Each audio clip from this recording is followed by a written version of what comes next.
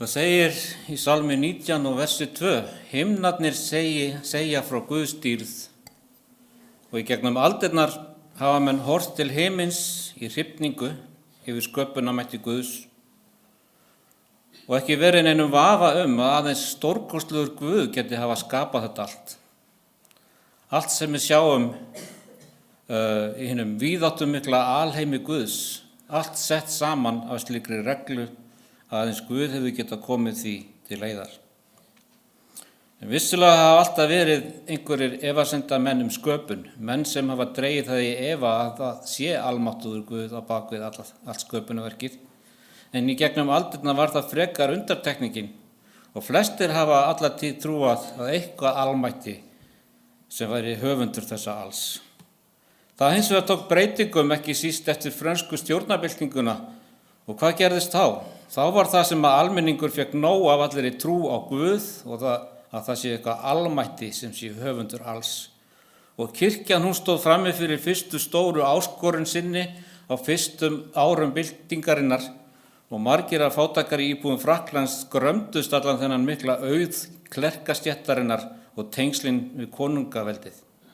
Og fyrir byltingamennina var kirkjan í eðli sínu tengd aðalsveldinu og kúgun frönsku þjóðarinnar. Það var því ljóst að kirkjan átti undir höggja sækja í þessari byltingu. En hvað kom í stað hlutverks hennar í frönsku samfélagi? Fyrsta svarið við því var cult of reason eins og þau kölluðu það, eða ríkistrúarbrögð sem mynduð voru af nokkrum af fremstu byltingamönnum þess tíma á fyrstu dögunum fyrir hins fyrsta franska lýðveldis.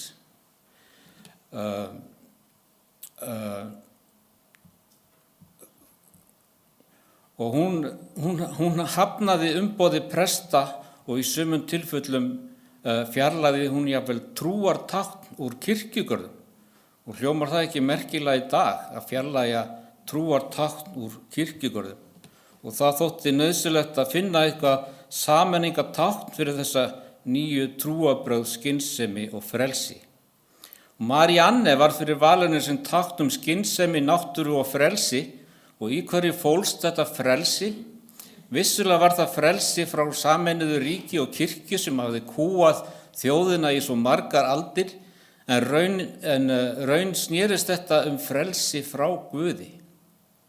Frelsi frá því að það væri eitthvað almætti til staðar sem hefði gefið okkur siðferðislegar reglur sem við þyrftum að fara eftir. Og skiptingin hægri og vinstri í stjórnmálum rekur sögu sína til þess þegar að meðlimir franska þjóðþingsins komu saman til að hefja gerð stjórnarskrár.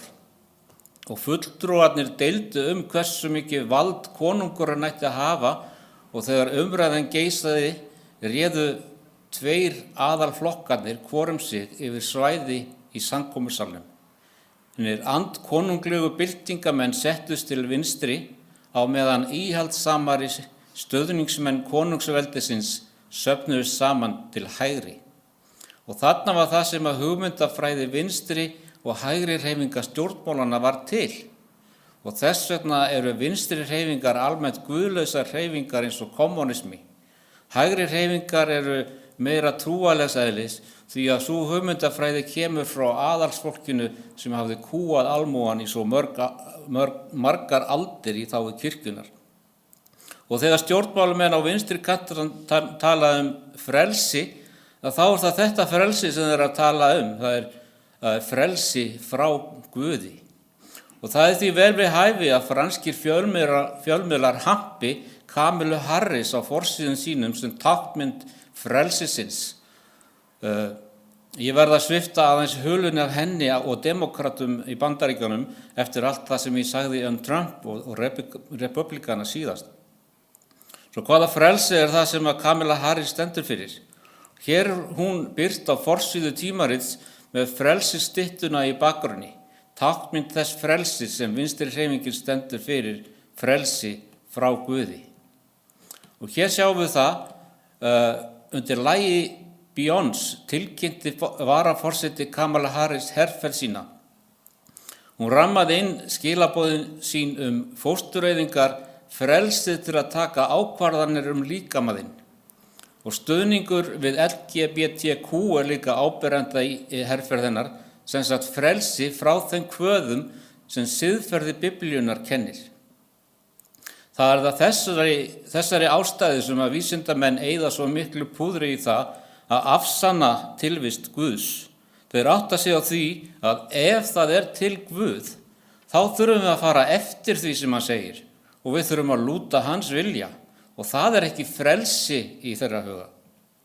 Og þegar þú hefur frelsi frá Guði, þá hefur líka frelsi til fóstureyðinga og það eitt af baráttumálum Harris og landsfundur demokrata sem stóð yfir einmitt núna í vikunni og af því tilefni var boðið upp á fóstureyðingar á landsfundi demokrata eins og segir hér. Skipulögð foreldrarúta sem veitir þjónustu án gjalds auk ófrjósemisaðgerða. Og svo segir að Planned Parenthood hefur sett æxlunarréttindi í öndvegi á demokrataþinginu í Chicago í ár og býður gestum ókeypis ófrjósemisaðgerðir, lyfjafóstureyðingar og neyðargetnaðarvarnalyf í gegnum farsíma þjónustu rútuna sína.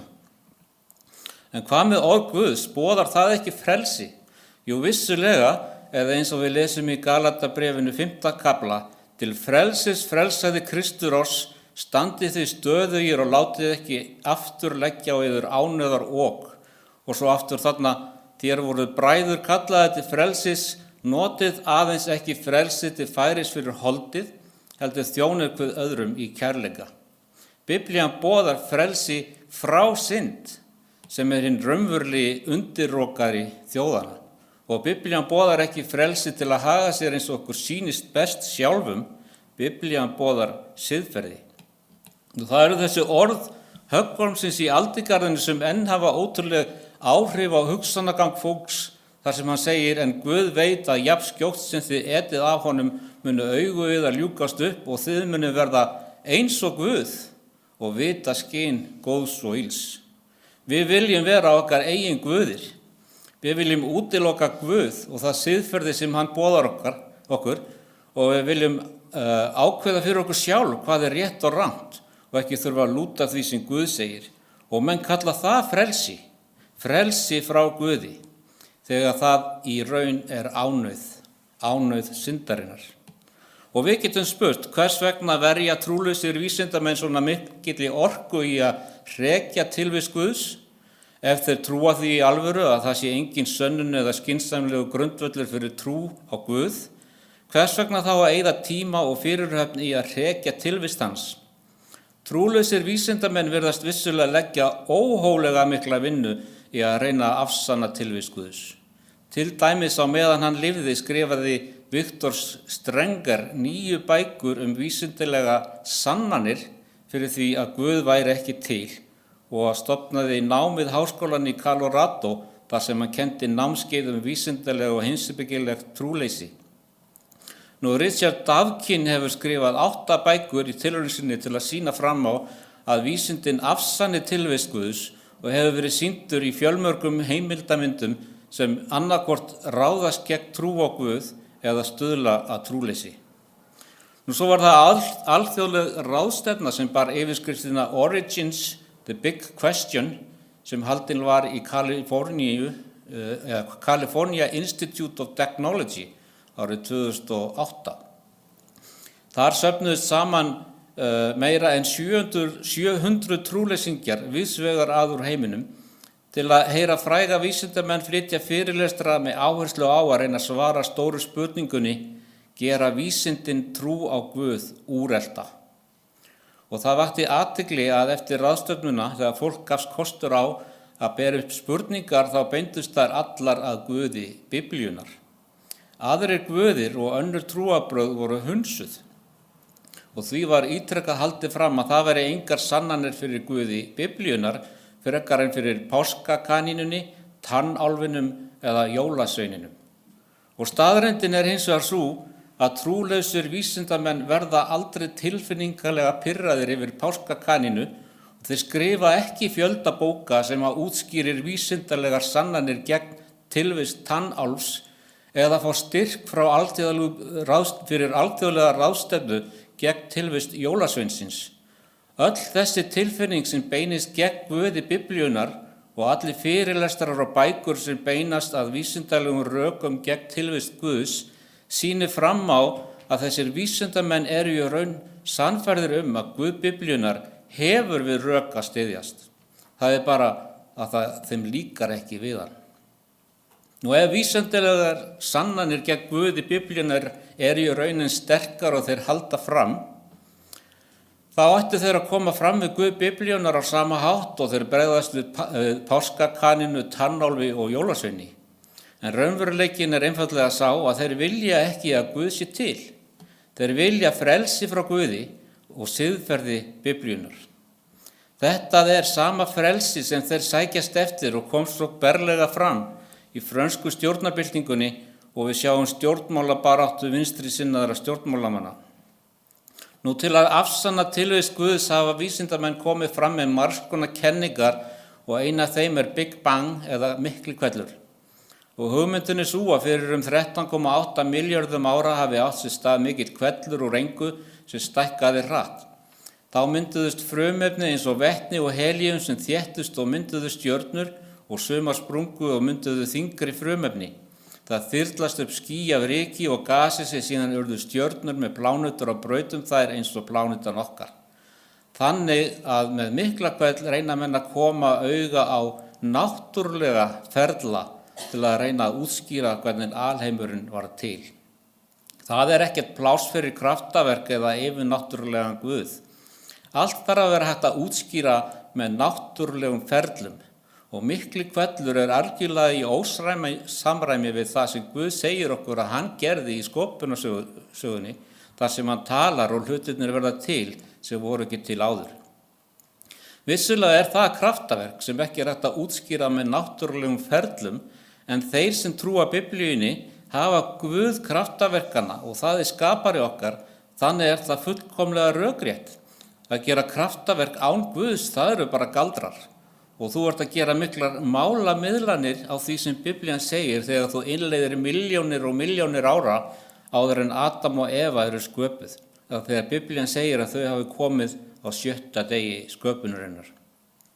Tilgangur Guðs með því að skapa alheiminn var að búa til heimili fyrir mannin sem hefur verið gerður í hans mynd, eins og Biblían segir okkur.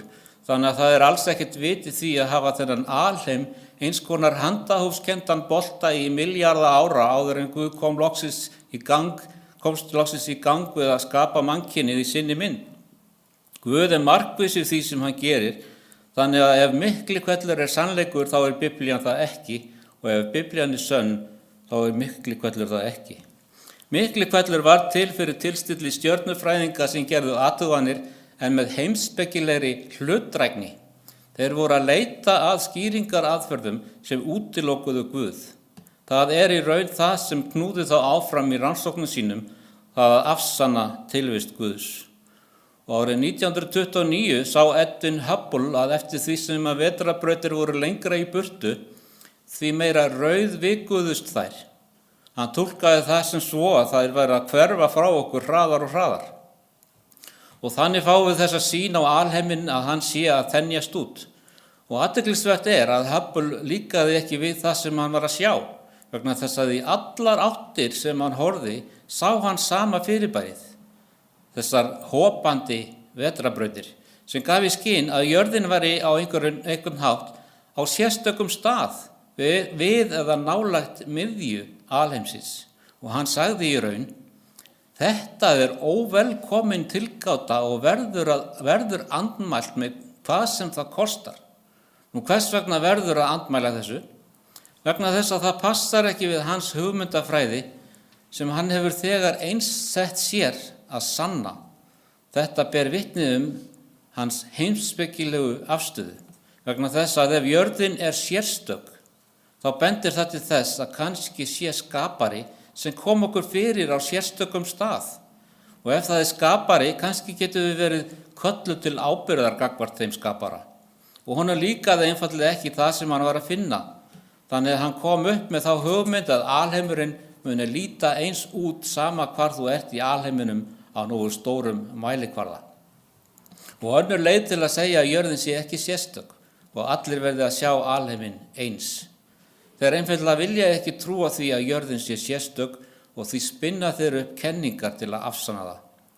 Þeir spinna upp kenningar til að það sem þeir uppgöta geti passað við þá heimsmynd sem þeir hafa þegar tileinkað sér og í raun hefur margt komið í ljós sem stangast á við Miklahvell. Og þess vegna spinna þeir upp þessar ýmsar björgunar tilgátur til að reyna að laga hlutina þar sem Miklahvellur virkar ekki. Nýlega var greint frá ofurmiklu svartholi sem 10 sinnum stærra en svartholið í miðju vetrarbrautinu okkar. Og svarthol það sem að mikið efni innan þess mjög litla svæðis að þyngdarsviðið í kringum það svo sterkt að ekki einu sinni ljós kemst undan því. Og umhverfis hvert svarthol það sem kallast atburðar sjóndeildarhringur. Allt sem fer í gegnum þann sjóndeildarhring hverfur inn í svartholið. Og það vill svo til að það getur ekki verið ofurstórt svarthol á ystu brúnum alheimsins þar sem ekki hefur verið nægur tími fyrir þyngdaraflið til að safna öllu því efni saman. Það heldur ekki nægur tími fyrir þessar mjög þróuðu sporuskýluga vetrarbrautir að myndast. Og stjörnufræðingar eru farnir að velta því fyrir sér hvort að allt sem þeir hafa verið að læra sér rangt. Og vandamál þeirra að þeir byrja með grundvallar forsendur sem þeir hafa gefið sér, að það engin Guð og þeir reyna að nota náttúrufræðilega ferla til að útskýra alheiminn. Og það virkar í raun ekki. Þeir hafa slíkar grunnforsendur. Það hljómar eins og með hverju uppgötvun sem þeir gera, þá aldrei nægilega mikil tími til staðar til að hlutirnir geti verið eins og þeir eru í raun. Annað vandamál með Miklahvell að þegar helíum og önnur létt efni byrjuðu að þéttast í stjörnur, þá ætti upphaf stjörnurnar hafa verið úr mjög léttum lofttegundum og þær hefðu átt að vera í meirihluta. Og svo þegar þær brenna út munu sumar þeirra hrynja og verða sprengistjörnur og það talið að það sé þannig sem að þyngri frumefni verða til. Og núna höfum við fullt af þungum frumefnum og hlutum eins og kolefni og járni og svo framvegis, miklu meira en bara vetni og heljum.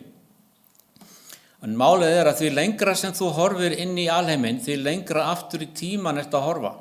Í raun skynsamlegra að tala hversu langt síðan það var til, frekar en hversu langt í burtu það og vegna þess tíma sem það tók ljósið að ferðast til okkar. Þannig að því lengra sem þú horfir aftur í tíman, því yngri ættu stjörnurnar að vera sem þú ert að sjá. Og menn hafa flokkað stjörnur í 3 flokka og kalla þær Population 1, 2 og 3 stjörnur eftir því hversu gamla þær eru. Og Population 3 eru þær yngstu, sem ég haldið ætti að vera öfugt, en þetta svona. Og vandamálið að þessar upphafsstjörnur sem kallast Population 3 stjörnur ættu að vera ríkjandi þegar þú horfir svona langt aftur í tíman. Og stjörnur sem eru aðeins samsettar úr léttum frumefnum, en það áttu þær að vera þær fyrstu sem að mynduðust. En vandamálið að þeir eru í vandræðum með að finna slíkar stjörnur á svæðum þar sem þær ættu í raun ekki að sjá neitt. Þeir ættu ekki að sjá neitt annað en slíkar stjörnur. Þannig að athuganirnar eru ekki í samræmi við Miklahvell, svo það hefur mistekist. Það önnur ósvöruð áskorun fyrir Miklahvell. Nú svo það annað vandamál sem blasir við Miklahvelli að geimurinn allur við sama hitastig. Nú það tilviljun og hér segir hitastig geims örbylgju bakgrunns geislunarinnar sem baðar allan geiminn ótrúlega einsleit. Það minna en 0,001 gráði breytilegt frá köldum 2,725 kelvinum. Og þetta einsleita hitastig algjör ráðgáta. Til að 2 aðskilin svæði í alheiminum ná í jöfnu hitastigi þarf varmi nægan tíma til að ferðast frá einu svæði til annars. Og jafnvel þótt það gerist á ljóshraða þá alheimurinn bara of ungur til að þetta hafi gerst. Nú það sem vísindamenn hefðu búist við að það væri mjög heit svæði og köld svæði og að heitu svæðin yrðu eins og fingraför þess sem myndi síðar verða vetrarbrautir og þess áttar. Heitari svæði munu geisla frá sér meiri orku en kaldari, þannig að með því að fylgjast með magni geislunar sem kemur getum við mælt hitastigið. Og það kom í ljós að hitadreifing bakgrunns geislunarinnar var ótrúlega jöfn. En það eins og að þú væri með flöt sem næri yfir 100 metra sem sveigist ekki nema 1 millimetra, sem sagt mjög flatt. Og það var ekki það sem Miklihvellur spáði fyrir að koma eins og áfall. Og svo að vandamálið þetta, hvernig skiptust heitusvæðin á hitasýnum við köldusvæðin til að gera þetta allt svona flatt og einsleitt. Vegna þess að það hefur ekki verið nægur tími fyrir þá geislun til að komast frá einu svæði alheimsins yfir í annað. Nú James Webb, geimsjónaukinn $10 milljarða sjónauki og sjónaukinn hannaður til að stunda innrauða stjörnufræði. Stærsti sjónauki geimsins hann búinn tækjum í mikilli upplausn og næmni sem gerur hann kleift að skoða hluti sem í of mikilli fjarlægð eða of dauðir fyrir Hubble geimsjónaukann. Og þetta gera rannsóknir á mörgum sviðum stjörnufræði mögulegar svo sem athuganir á fyrstu stjörnum og myndun fyrstu vetrarbrautanna. Og þessi sjónauki snýst í raun sólina, ekki jörðina, og sama tíma á það tekur jörðina. Og hann situr á stað sem heitir Lagrange punktur númer 2 sem stöðug staðsetning og hann snýst í raun þá staðsetningu þannig að jörðin alltaf á milli hans og sólarinnar. Svo hann blindast aldrei af birtu sólarinnar. Og hann beinir þessum mjög viðkvæmu innrauðu tækjum á afskekktustu hluta alheimsins. En þessi sjónauki að valda miklum heilabrotum. Hann hefur leitt í ljós massívar, mjög skipulagðar vetrarbrautir á ystu brúnum alheimsins. En vandamálið að þar eiga ekki að vera slíkar vetrarbrautir. Og niðurstaða James Webb geimsjónaukans algjör áfall fyrir Miklahvell samfélagið. Það var ekki það sem þeir bjuggust við að sjá. Í Miklahvell líkaninu myndi það tákna vetrarbrautir sem mynduðust á fyrstu stigum sögu alheimsins. En það sem hefur komið í ljós stórar, mjög uppbyggðar og þróaðar vetrarbrautir. Mjög snemma í Miklahvell hefði þyngdaraflið ekki haft nægan tíma til að draga allt þetta efni sem myndaðist úr upphafsorkunni sem kom hennar stað í stóra stjörnuklumpa eða þróaða byggingu með þyrilörmum og miðstöng og allt slíkt.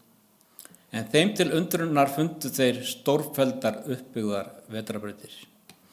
Nú ef við skoðum vetrarbrautir sérstaklega, að vísindamenn áætla að það sé að minnstakosti 170 milljarðar vetrarbrauta í sjáanlegum alheimi okkar og hver vetrarbraut gerð úr milljörðum eða trilljónum stjarna og fjöldi stjarna í alheiminum okkar bara heillandi. Og margar þessar vetrarbrautir það sem þeir kalla þyrilvetrarbrautir. Okkar eigin vetrarbraut þannig að þessi vetrarbrautir með þétta stjörnuþyrpingu í miðjunni og arma sem snúast frá miðjunni.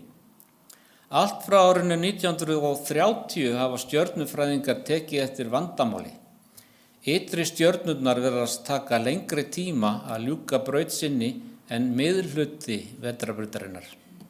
Þetta þýðir að eftir nokkra snúninga mun þyrilarmarnir missa lögun sína og hverfa þegar vetrarbrautin vindur upp á sig.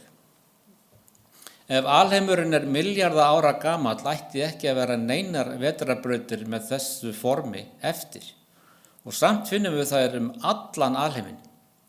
Gæti þetta verið vísbending að alheimurinn sé ekki 13,7 milljarða ára gamall?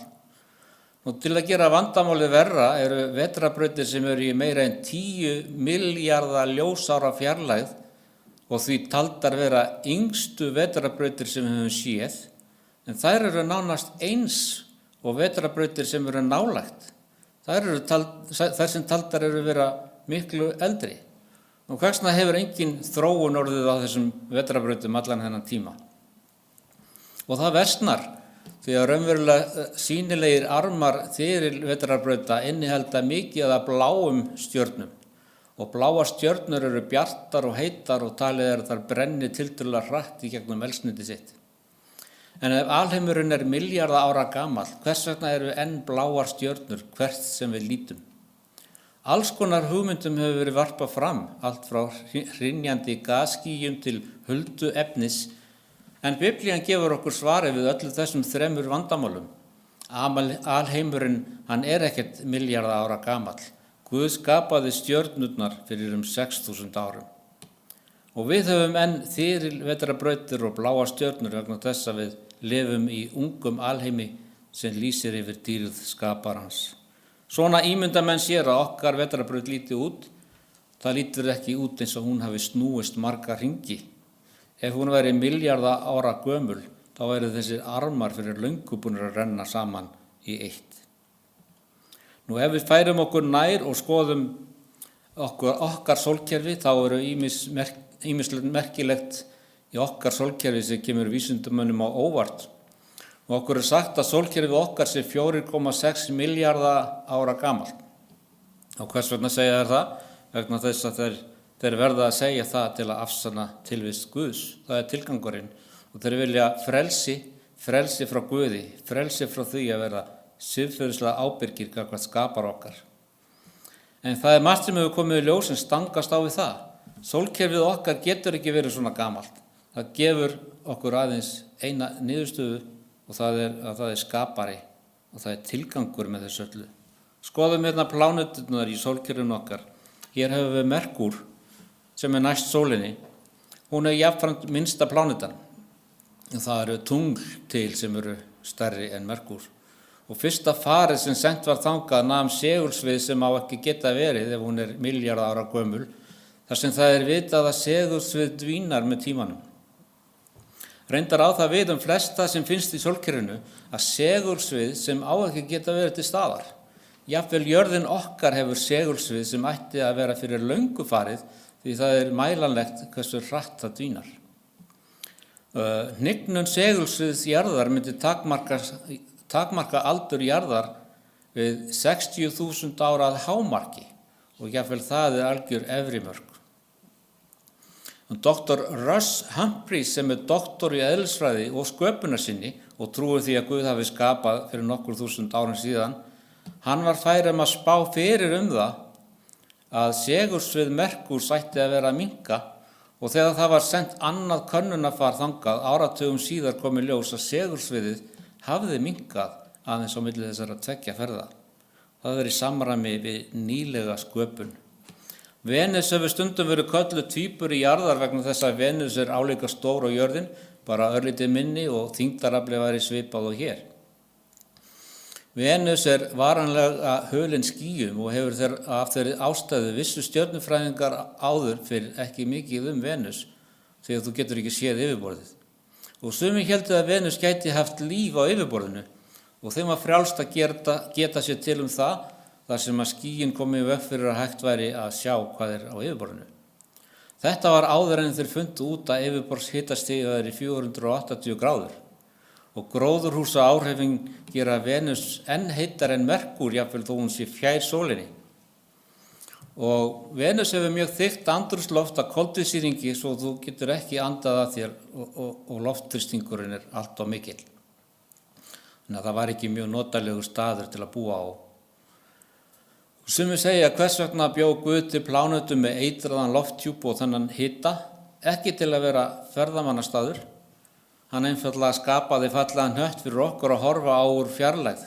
Kannski líka til að við lærum að meta hversu hárnákvæmlega jörðin okkar er fínstillt til að líf geti þrifist hér. Það er ekkert sjálfgefið. En hér er það sem veldur þróunarsinnum miklum heilabrotum. Að það er að Venus snýst aftur á bak. Það er vissulega vandræðilegt fyrir veraldlega þenkjandi fólk vegna þess að þeirra mati myndaði sólkerfið úr þoku og því ætti allt í raun að vera að snúast í sömu átt og á það bil sama hraða.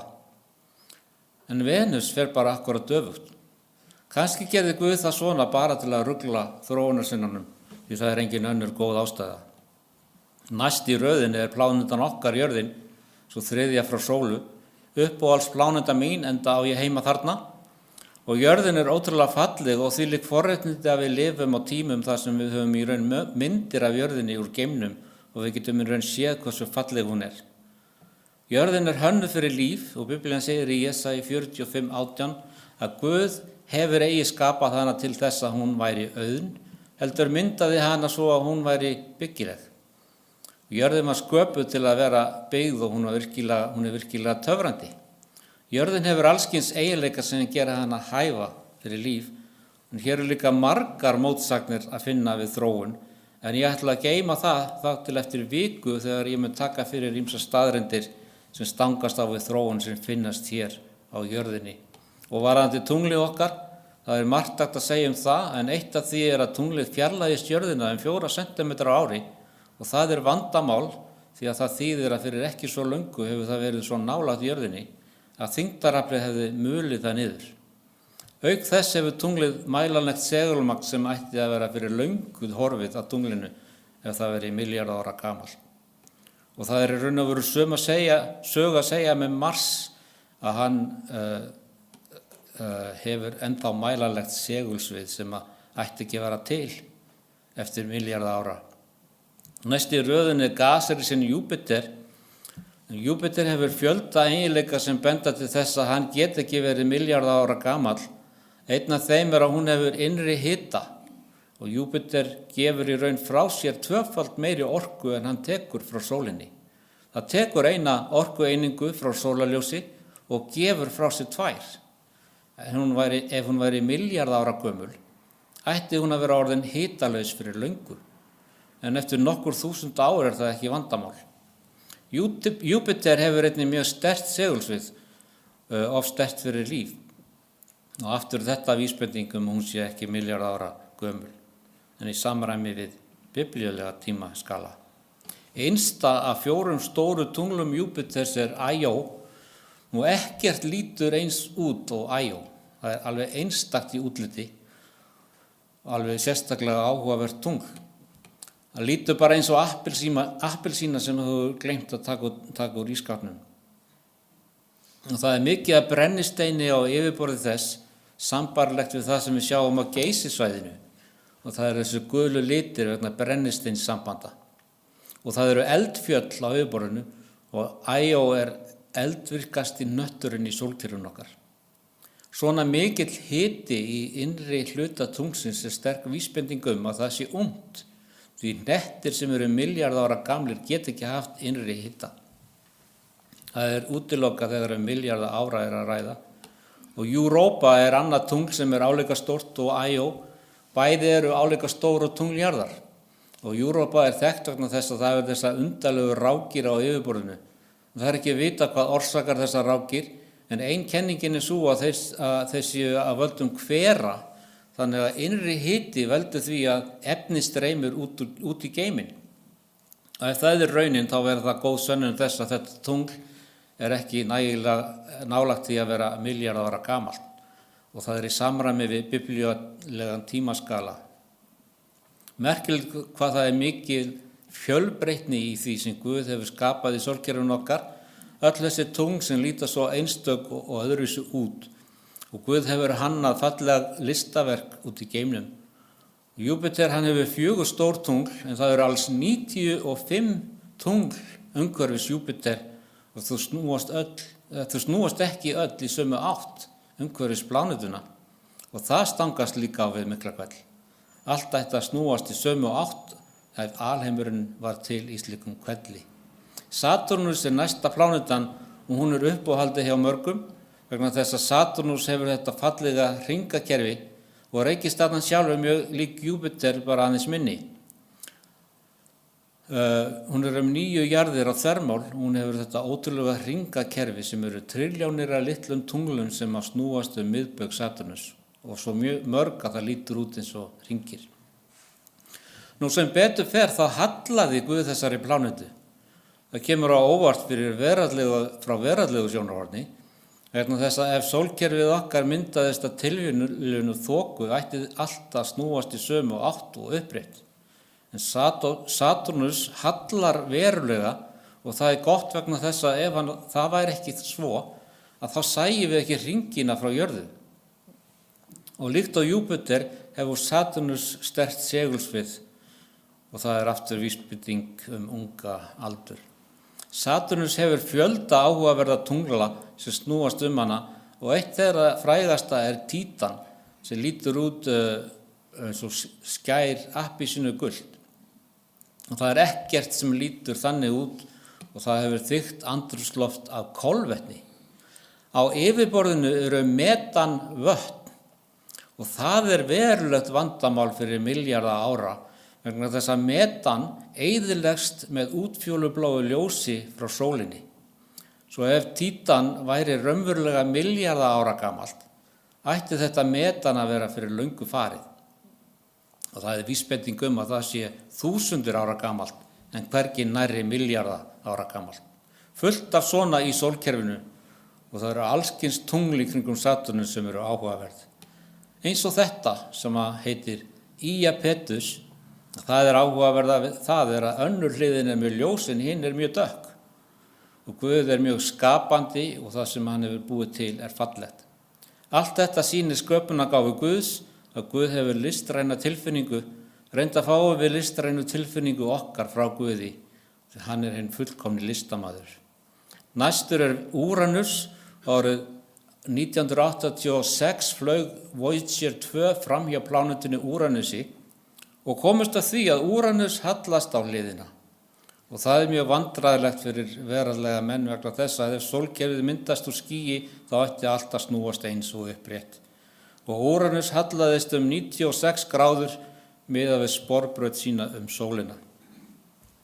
Og það þýðir að stundum beinist norðurpóllinn beint að sólinni.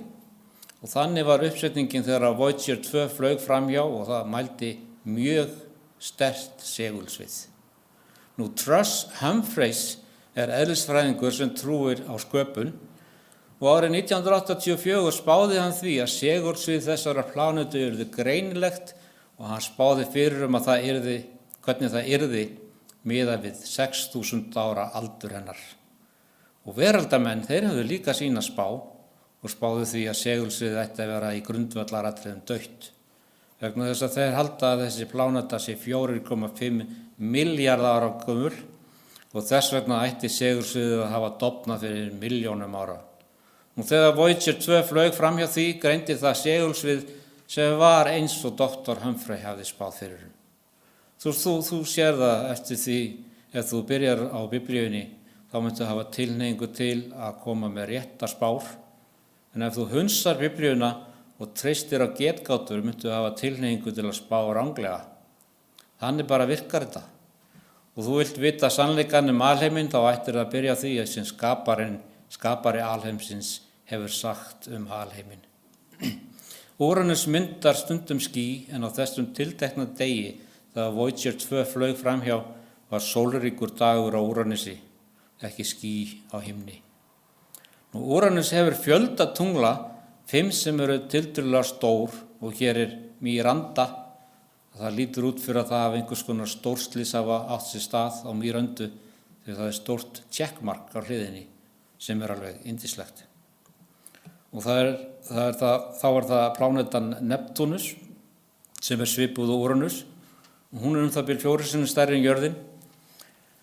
Hún hefur líka sterkt segulsvið til merkis aldur og hún hefur líka innri hita eins og Júpíter.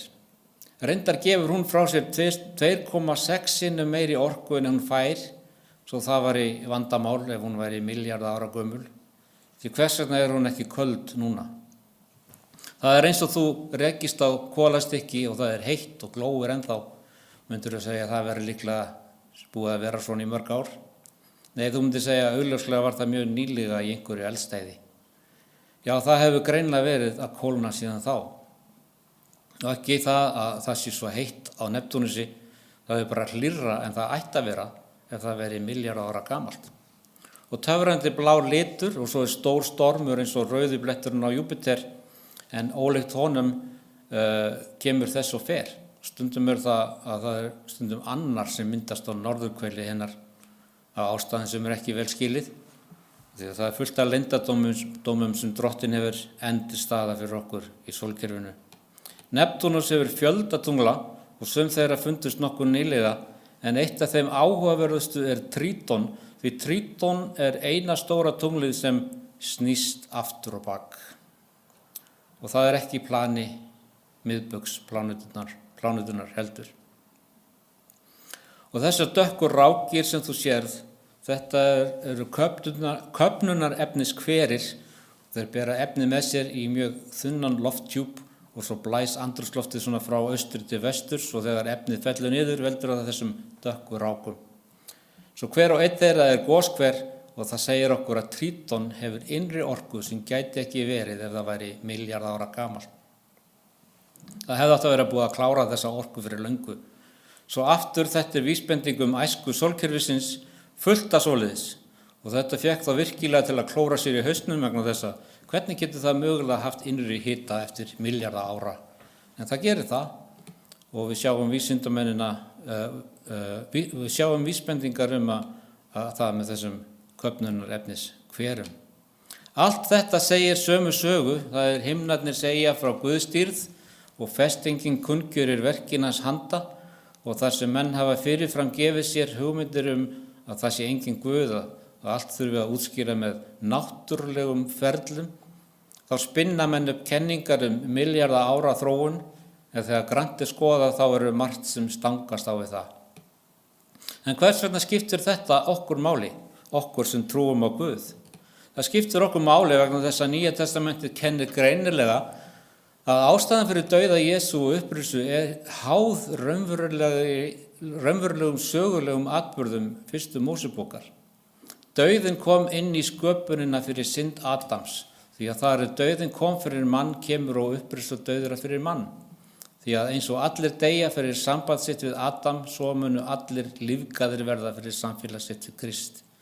Jesús er kallaður hinn síðari Adam vegna þess að hann kom að afturkalla verk hins fyrsta Adams. Hann tók á sig í líkama sínum á krossinum bölvun dauðans og ljóst er að ástæðan fyrir dauða Jesú er háð því að atburðir fyrstu Mósebókar eru raunverulegir, að dauðinn hafi uppruna sinn í synd Adams og þar með getur ekki hafa átt sér stað dauði í milljarða ára þróun.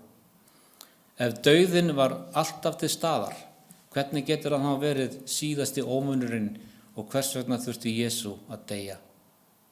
Biblían talar framtíð þar sem Guð mun skapa nýjan himinn og nýja jörð, þar sem